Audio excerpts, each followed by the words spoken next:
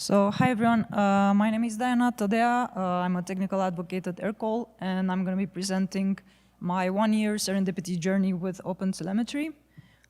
So a quick thing about me, so I used to work in observability as a senior site reliability engineer, and I recently turned towards developer advocacy. I'm also a recent OpenTelemetry contributor, and I attend like a bunch of conferences and giving this type of talks. Right, so about my journey with OpenTelemetry, what I wanted to do is maybe like share with you my chronological journey, basically. So for me, how it started, like a couple of years ago, I heard like so much about OpenTelemetry and wanted to contribute. And luckily for me, Linux Foundation was asking for observability SMEs. To get involved in creating the first ever certificate and exam for OpenTelemetry. I signed up, so everybody was like there, you could sign up, and it was really great like introduction also to delve into the documentation of OpenTelemetry, into the concepts, and get to know obviously the community.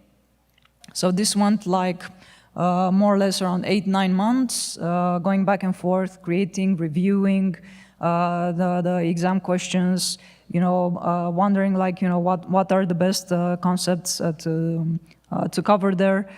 So this year, actually in 2025, at the beginning, the certification is available for the general public. So that was like a really great, let's say, first experience right out of the gate as an exam developer. But obviously, I wanted to do a lot more. Like I wanted to actually have the practice right with OpenTelemetry. Luckily for me, in my previous company, when I was a senior SRE, they struggled with fragmented observability. They also had like a commercial APM provider that was obviously very costly. So we were pondering the idea, okay, can we get maybe an open source tool platform to provide the same thing? Is it something out there? So obviously, I went in, I was like, hey, have you heard about OpenTelemetry? No. Okay, let's start delving in, let's start testing this. So I prepared like a proof of concept. Me as an SRE, I talked with my colleagues, with like software engineers. We worked on different SDKs like Node.js, we had MPHP, so something like different from the normal stack. So yeah, we played with this, we reached staging, and then we kind of like paused, took a moment to recap and analyze a bit the experience. And we kind of like got into the same classical pain points that are mentioned by the community, which are the following. So obviously, the OpenTelemetry documentation is not the best one. Also, it's kind of like confusing in terms like how do you need to set up, what are the practical examples out there, does it fit or not with my own SDK. So at that point, we struggle a bit around. I get into a lot more depth in the article that I wrote, in a lot more technical depth there. But to sum it up, we didn't go to production with this one. Why? Because specifically if you come from a company that's based in Europe with, let's say, a lot of European laws and regulations, also you have an engineering team that is not in the number of hundreds, so you have like an engineering team that is quite modest with very close deadlines from different projects. You don't have, let's say, months to dedicate to OpenTelemetry just as a project. So that was like on us, not having, let's say, enough engineering manpower or women power to go with it. And the other part was like obviously some pain points from the OpenTelemetry. So we went and instrumented.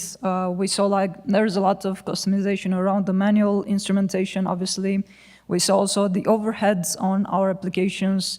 And then we started to understand, okay, well, like what exactly do we need to instrument in this? Obviously, we cannot go instrumenting everything because it will create a chaos, and obviously we will struggle with storage at some point. Also, we sent all this information to the, a bunch of other backend visualization platforms. We weren't pretty much excited with the whole experience. Why? Because comparing this with the commercial APM provider where we had like the perfect visualization, everything that were pretty much, logical, we struggled also with the visualization backend in the sense that we had to do a lot of customization and we didn't get to the same result that we had before. So pretty much we stopped there and we opened also GitHub issue with the community. This was late last year, in the fact that we kind of like pondered, okay, what's like the true scope of OpenTelemetry? Is it profiling? Is it instrumentation? What is it? Can OpenTelemetry community help with this? So yeah, it can, but obviously this isn't like the primordial, let's say, scope or wasn't at that specific time.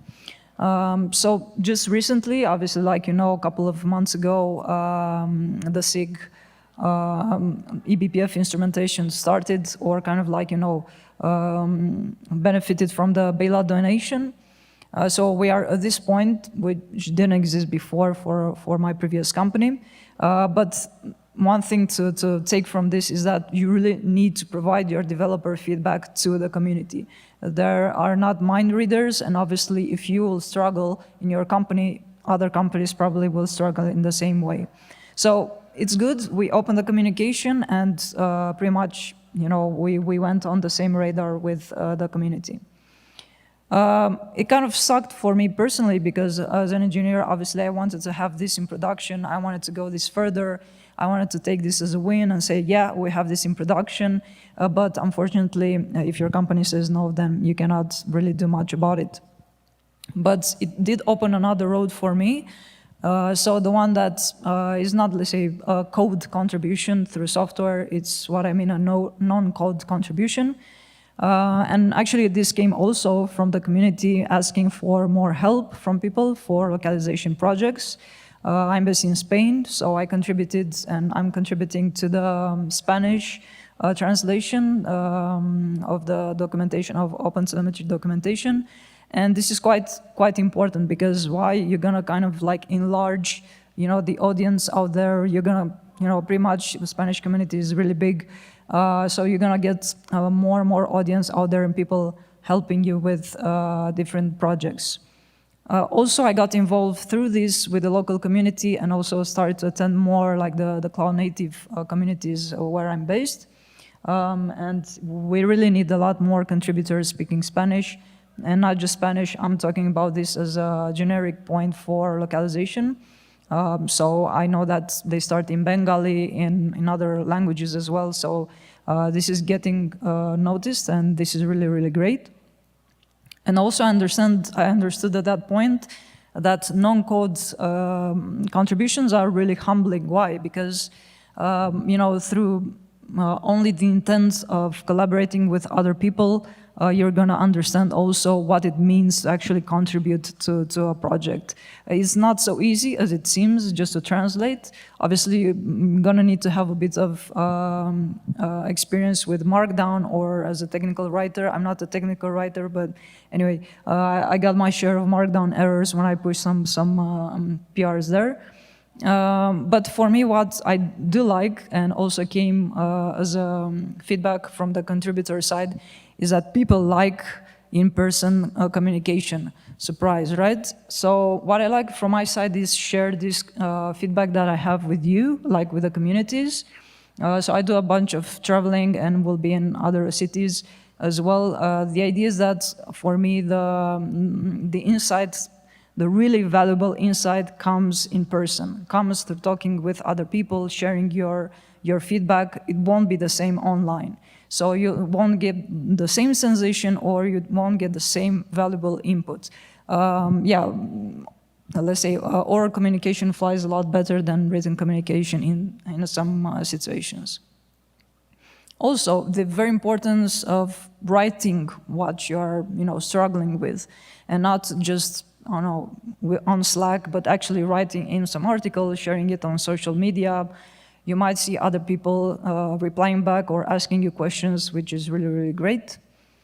So I know this is lightning talk, and I went super fast, actually. The idea is the following. From my personal experience, what I did take from this is the fact that you need to diversify your contributions. Don't cry, at some point that things will go sideways. If it doesn't win in production, then it's not your fault. Also, you have like individual contributions, and you have like contributions that are related to your company. My case was I went through the individual contribution, which is a bit difficult because you're always gonna depend more or less.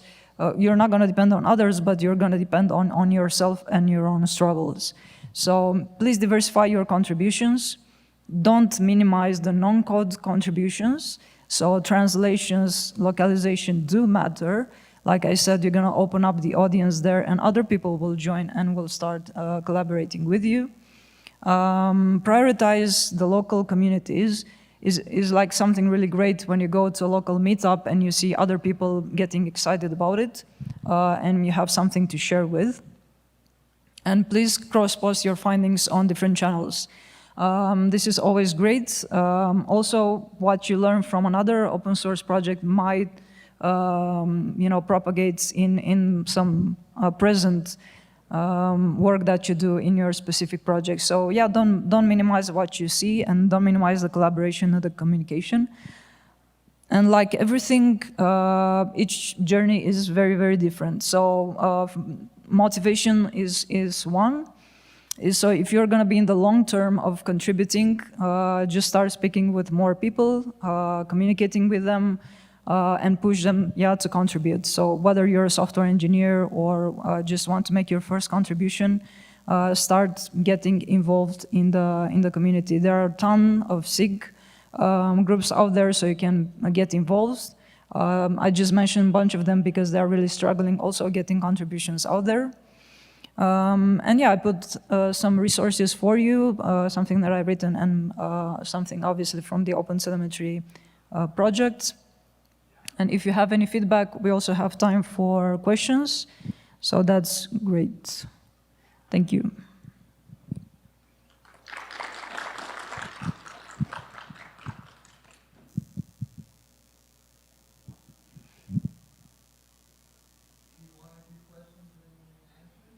Yeah, I mean, we have 2.5 minutes or 2 minutes. You can ask me anything. Yeah, okay. Let's go. Thank you for the system metrics group shout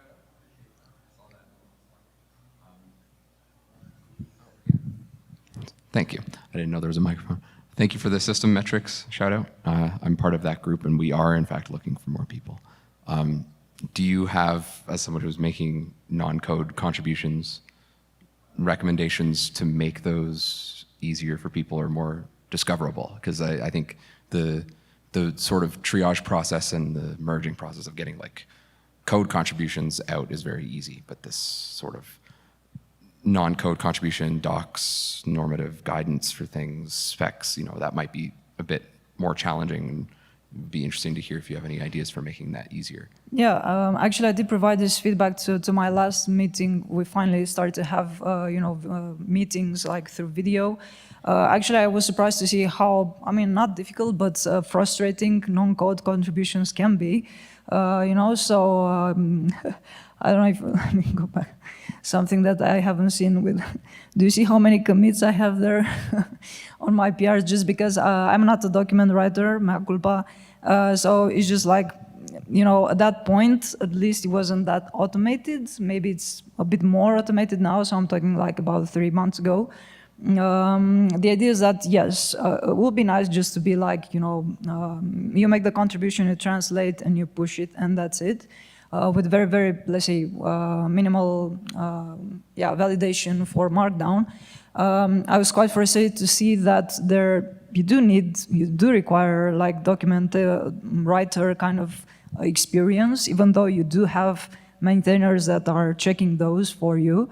And also the feedback was a bit rough in the sense that, oh, you should have fixed that issue with Markdown. I was like, dude, I'm not a technical writer. So yes, if we can do this more automated, it would be great. It would be so easy.